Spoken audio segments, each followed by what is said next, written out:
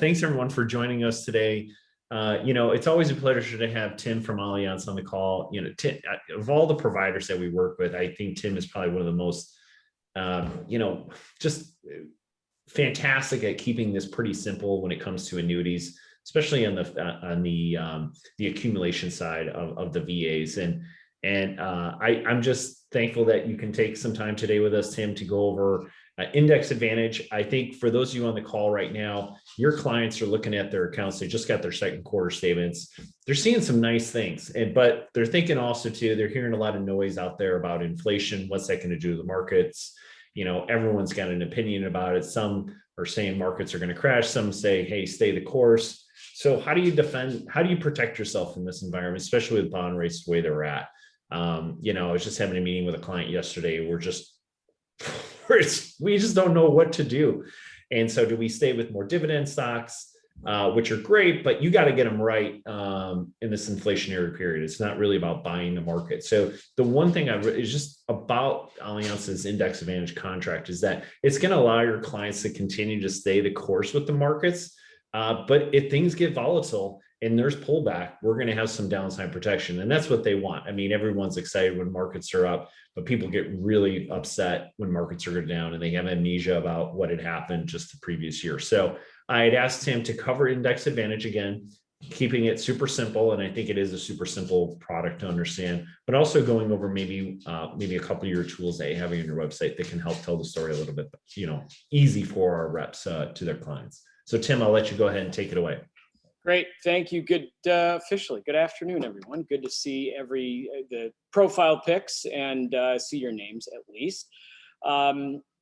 Always great being with you guys, and certainly the mode in which we can do it. We can be very efficient today. So I'm going to pick up just sort of right where Patrick left off and get into Index Advantage. We talked, I think, last time about our income product a little bit. I'm happy to address it later on in the presentation if you'd like, but I think the urgency might be too strong, but I think kind of the topic of the day is going to be how do we manage growth, right? Because I think some of the things that we're seeing in the marketplace, we're seeing all-time highs in account balances. We're seeing a time when interest rates are kind of all over the place, but at the end of the day, they're very low. We're seeing and hearing things. We're hearing about the I word, inflation, and what the Fed might, the logical thing the Fed would do if there is actual real inflation, if it's rising, if it's growing. So I want to talk a little bit about that today. As opportunities, build some talking points, because I know Pat was mentioning that it is summertime and everyone's doing probably pent up family activities, social activities, barbecues, that kind of thing. A great time to market, I think, is now. I think the majority of advisors out there, at least certainly the folks that I talk to, are take advantage of the growth from a talking point perspective. I think if you were to share a little different story, it's what do we do to lock in some of these gains? What do we do to capture the growth that we've had? Because it's been unprecedented versus, hey, yeah, we'll just keep riding it out. Everything looks good. Not to say that anything doesn't look good, but we also know that, and I'll kind of transition to kind of the here and the now here in a second, but think back to January of 2000. We had heard rumors of, a virus going around. No one thought it'd be a pandemic. The last time we were making all-time highs was January and February of 2020. I think I said 2000, I meant 2020.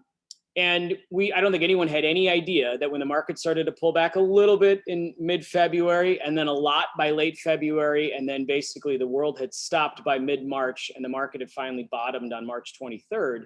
What it taught us is a couple of things. No matter what goes on in the world, the market can move very, very fast. And whether it's something like a pandemic, whether it's something like a real estate crisis, a tech crisis, irrational exuberance, flash crash, because we had one of those in spring of 2010, we don't know when the market's going to pull back. And so when we look at and what we can't discount, because I'm sure we'll do it again today, markets, and when I mean markets, S&P, Russell, NASDAQ, Dow Jones, basically every broader domestic index is at or around or seems to create all-time highs every chance it gets. So the question is, in 2021, and knowing that we can't time the market, right? We have to acknowledge the fact that we cannot time the market. But in 2021, how do we make sure that we capture those gains? How do we make sure that we don't go through another unforeseen pullback, whether it's something like 2018 where it's kind of quiet, S&P pulled back 7%, or whether it's first quarter 2020 and we pull back 40%. Normally, classically, folks would turn to bonds, right? I'll highlight our not old, but our sister company, PIMCO, right? The PIMCO Total Return used to be the strongest bond fund out there. And we could say, hey, to manage risk off equities, we could invest in PIMCO Total Return in a falling interest rate environment or any kind of bond fund. We're going to have less risk than equities. We're still going to get decent growth. And that's how we manage returns. And our home offices, our regulators, our suitability, our compliance people still sort of lean on the fact that your client should be 60-40, should be 75-25, should be 50-50. And I think the thing that we're missing sometimes is this. As a pure function of interest rates, bonds are not going to participate, not going to perform the way we are used to. And we've already seen it, right? We've seen it just this year. Most bond funds, the Barclays Aggregate Bond Index is down. We've seen interest rates peak in March and April at 170, 180. I'm using the 10-year Treasury as an example. And we've then seen it pull back to where it is today, about 140. That at worst, that's volatility, right? Maybe I should say this. At best, that's just interest rate volatility that's going to put pressure on bonds. But the challenge is if you can connect the two I phrases that we've talked about already this morning, interest rates and inflation. If we think inflation is real, and I do, personally I do, and I'll let you make that decision for yourself. But with all the stimulus money that the Fed's put in, the Fed has pumped into the system specifically over the last 18 months, and then really since 2008, there's a lot of money in the system. There's pent-up demand, there's shortage of supply, and you got a lot of business owners that haven't been making a lot of money. So whether it's real functional economic inflation that we're going to see represented in CPI, or if it's just going out. This is a great story. So I brought some advisors to a Cubs game a couple of weeks ago, and we were at Bernie's, which is a sports bar across the street, and we had a beer each before we went in. So 4 guys, total of 4 beers, and it was $47. And this wasn't like 16-ounce craft beer. This is just your basic kind of beer. So it's like, if we don't see CPI economic driven inflation, I think we're all feeling it right now. If and when that does start to creep into the economic data and the Fed is forced to do something, what's the natural thing the Fed's going to do to counter inflation? They're going to start increasing interest rates. And whether it's the Fed and or the market, that's the first and most effective way to combat inflation. And what it does is it puts huge pressure on what we would traditionally deem conservative asset classes, most specifically bonds. So with that as a backdrop, let me just start sharing my screen so that I can give you one idea. Now, I'm the annuity guy. I represent the variable annuities at Allianz in your system. I don't represent the fixed index annuities, but I'm more than happy to have offline conversations about that because I'm one of 2 Allianz Life employees that lives in Illinois. So if you're looking at an Allianz fixed index annuity, I can't formally or officially do anything for you, but informally, unofficially, I can do a lot as far as making sure you know the real story. I would say this: if you're looking at an Allianz fixed index annuity and you're looking at an Allianz index variable annuity that we're looking at here, Index Advantage, the best product we have on either side of the aisle for accumulation, for protected growth, is on the variable side. It is not on the fixed side. Happy to get into why that is later if you like. But what you see on the screen is what was how Pat set us up, talking about the Allianz Index Advantage. And let me give you kind of the broader stats on this. So this is a 6-year surrender charge variable annuity. What you won't find in this, well, you could, but I urge you not to look at them. But this is not a sub-account or mutual fund driven variable annuity. This is going to kind of feel like an index annuity, but we put it on a variable chassis. So what we get out of that deal is all equity index options, as you can see on this grid. So we got S&P, Russell, NASDAQ, emerging markets, and Euro stocks. no bonds whatsoever. And what it allows for, bringing index annuity crediting methods on a variable chassis, is we get some more predictability, we get higher caps, and we can be much more creative with how we can help both grow and protect your client assets. So 6-year surrender charge. There is a fee to this product. The fee is 1.25%. That is all in. That's all your clients are ever going to pay. So very much in line with managed money or mutual fund kind of costs. And what it's going to do, the very simple part of the story, is we are going to give you at or around market returns, but we're going to do so with a whole lot less risk.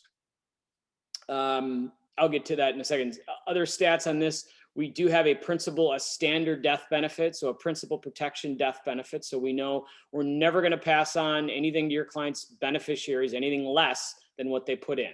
So their original investment is always protected on the death benefit side. And then, of course, if contract value is higher, we'll pass that on. And then the other thing I mentioned, usually we don't mention the free withdrawal, but we do a lot of free withdrawal sort of strategic work in this product. So the free withdrawal is 10%, meaning you can get access to 10% of your client's principal each year during the surrender charge. Where the applicable, or maybe the practical application of that free withdrawal, RMDs. For clients who don't necessarily need guaranteed lifetime income, but will need to take RMDs, this is a great product for that. Older beneficial IRAs, where you're taking an RMD kind of product in, or a feature in that thing, this is a great product for that. Or just clients who are taking systematic withdrawals. So keep that systematic withdrawal story in the back of your mind, that if and when the client needs to tap into some of their portfolio, whether it be for an emergency opportunity or just regular income, this is a great product to do that, because this is going to have what I would call non-correlated downside protection. So non-correlated, what I mean by there is when the market is, I have protection for when the market is specifically down. When it's up, it's not going to do anything to pull it down like a bond side of the allocation would. This is something that the protection only kicks in when the markets are negative. So what you see on the screen right now is the full list of options. So there's two things, multiple things that really separate us from our competition. Number one, I'm going to have the highest caps in the space. It is a function of my fee, but it's also a function of just, we've been in this space for 8 years, as long as any other company out there. There's a couple of companies that just have gotten into this space about a year ago, or even a couple of years ago. We've been doing this as long, if not longer, than any other company out there. This is not a new strategy for us. We're leveraging the very large fixed index annuity book. So what you get is everything on this grid. So index advantage, variable annuity, variable index, 6-year product. Every strategy and every index is available to you as you see it. Every year or term, and I say it that way because I have multiple term strategies, is available to you. You can mix and match, you can reallocate, you can do whatever you like. So you are equipped with ways to both grow and protect your client assets. But the primary reason why you're looking at this is we're looking at it in this protection level column. I have buffers of 10%, 20%, and 10. I have a floor of -10. I call this catastrophic loss protection. And then really, if I want to take all risk off the table, I have a fixed index annuity-like strategy where I have 100% downside protection. I'm going to walk through my calculator here in just a second to kind of show you the power of mixing and matching, but I'm going to just highlight a couple of things. So if I kind of combine everything we've talked about. Hey, Tim. Yes, sir.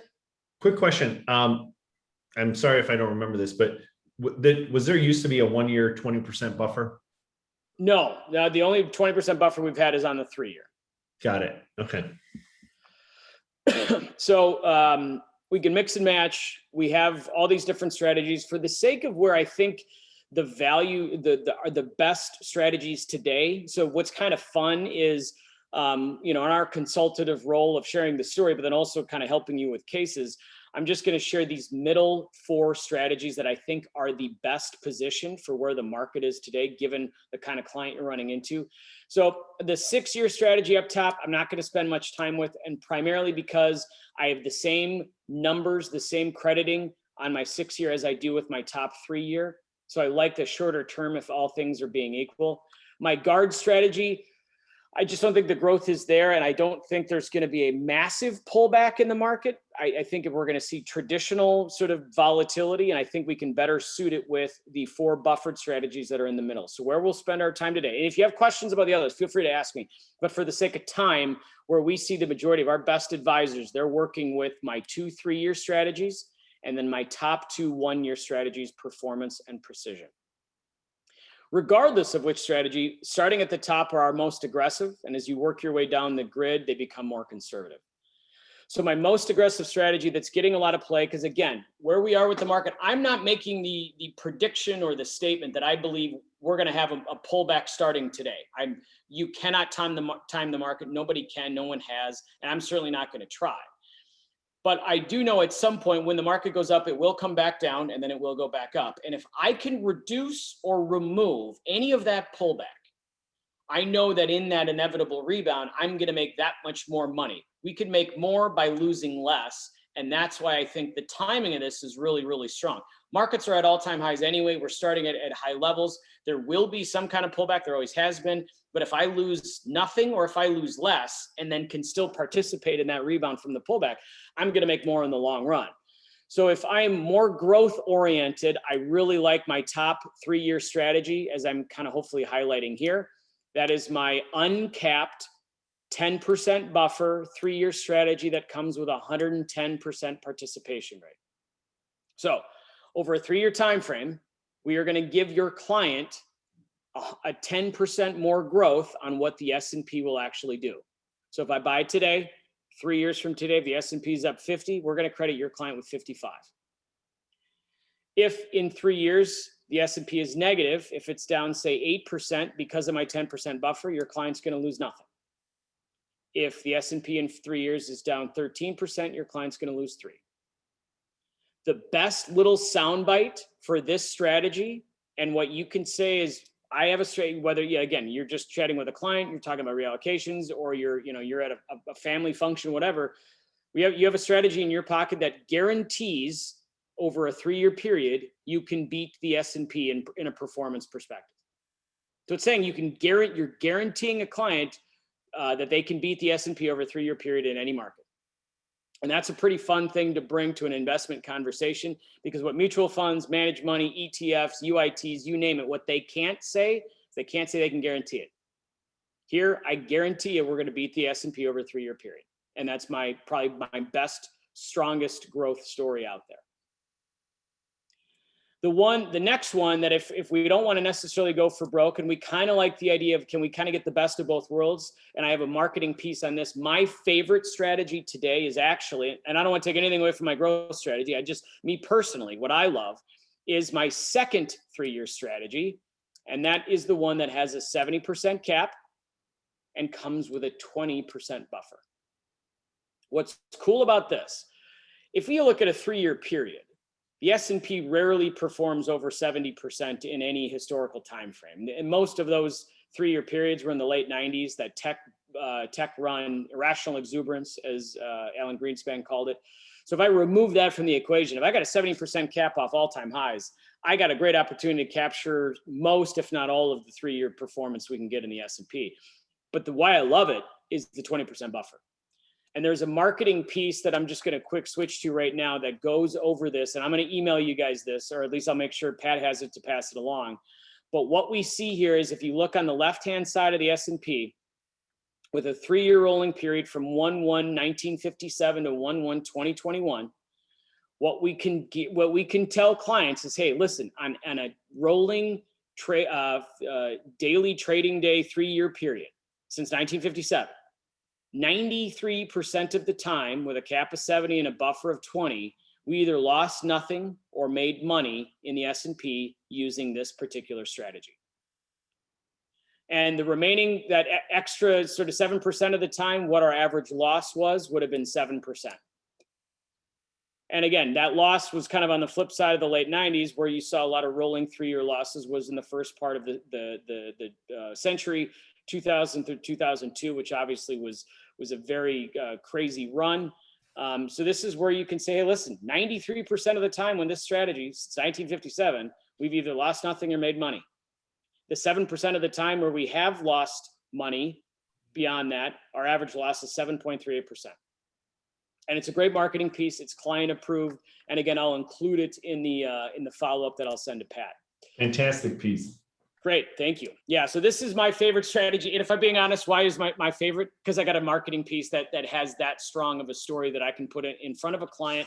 And then it also, let's be honest, half of the beauty of Index Advantage is peace of mind for the advisor too, right? Because you guys have lots of clients, you have lots of stuff going on, both personally and professionally, managing each and everything. You should be able to sort of rely on the beauty of the guaranteed story that an annuity brings your client's portfolio to say, you know what, I don't have to look at this every single day.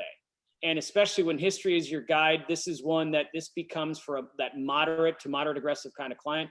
This helps your, I think, business mental health, as certainly your business health, to say, I got things in place that you can focus not necessarily on managing your client assets, but managing or focus on gaining more. And gaining more with using the same story. So my last two strategies that I really like right now, if we really want to tighten up, if we don't think we're as growthy, we don't want to extend the investment time horizon over 3 years, and we want to stick to a 1 year, which I think is just fine, then my performance and or my precision strategies are the two that I'd look at. Primary reason, 10% buffer. So what's unique about it is my 10% buffer can come into play sooner, right? Instead of waiting 3 years, I get it in an annual basis. Now I'm going to give up some growth potentially, but I think if we have more of a moderate to moderate conservative client, these are strategies that might make sense. And the difference between performance and precision, because they both share the same downside protection on an annual basis, the difference between the two is how we credit growth. So the performance strategy on an annual point-to-point basis is you get what you get up to the cap. So if you buy it today, and a year from today, the S&P is up 8, you're going to get 8. If the S&P is up 16, you'll get 16. If the S&P is up 20, you're going to get 17.25. So it's a participation cap. You get what you get up to the cap. Precision is different. Precision is a trigger cap, meaning you buy it today, and a year from today, if the S&P is flat or greater, so 0% return or better, we're going to credit 9.3. So off all-time highs, if a year from today, the S&P is up 1, you get 9.3. Now the risk is if the S&P is up 21, you get 9.3. Lots of folks who are a little bit more moderate to conservative, who really don't want to have that you get what you get up to the cap kind of thing. They want to be able to provide the predictability of high single, low double-digit return, as is common for a moderate investor, moderate conservative. They're loving this right now because it's anyone's guess where this market's going to go, right? We're at all-time highs today. We got a lot of good things going for us. We got a lot of challenging things that are in place. Some advisors are saying, you know what, let's take the guesswork out. We'll capture growth elsewhere in the portfolio. This is a bond-like allocation. So I got a 10% buffer on the downside. I got a trigger cap of high single to low double digits on the upside. And again, you can mix and match. So I own an Index Advantage income policy myself. My anniversary date is August 5th. I reallocated yesterday where I literally used all three of the last three strategies we've talked about. My S&P is in the 3-year. I'm doing NASDAQ, emerging, and Euro in my performance strategy because I think they could continue to run. Russell's been on such a tear that I'm just taking that off. I'm thinking if I can get 11% Russell year over year, I did that. So I get 20, well, not quite 20% across the board, but I have five different strategies that I've allocated over three different strategies on where I think I can capture the most bang for my buck.